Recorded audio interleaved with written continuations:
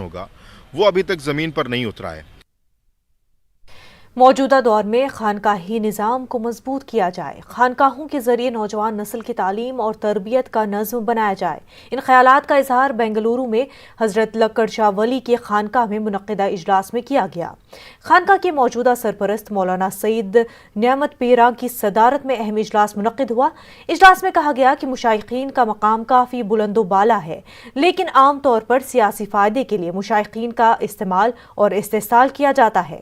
ان حالات میں مشائقین پوری ذمہ داری کے ساتھ اپنی خدمات انجام دیں۔ مختلف شہروں سے آئے مشائقین نے درگاہ حضرت لکڑ شاہ خانقاہ کی مرکزی حیثیت کو دوبارہ بحال کرنے کی اپیل کی۔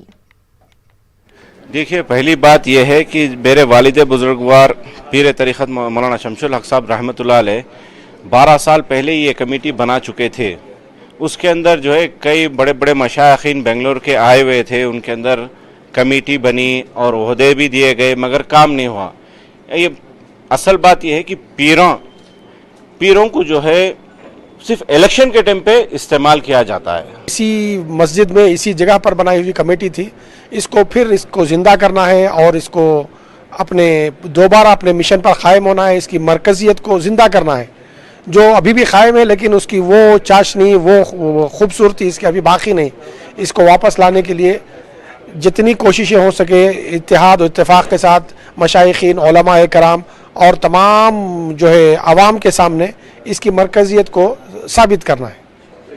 آشا لوگ پیدل چلتے ہوئے خانقاہوں تک آتے تھے، پیران طریقت سے ملتے تھے، ان کی منتیں مرادیں چاہتے تھے جو پوری ہوا کرتی تھیں۔ آج کیا نہیں ہے؟ آج یہ سائنٹیفک ہائی ٹیک دور میں کیا ہمارے پاس ایسے خانقاہیں نہیں ہیں، ایسے پیران طریقت نہیں ہیں؟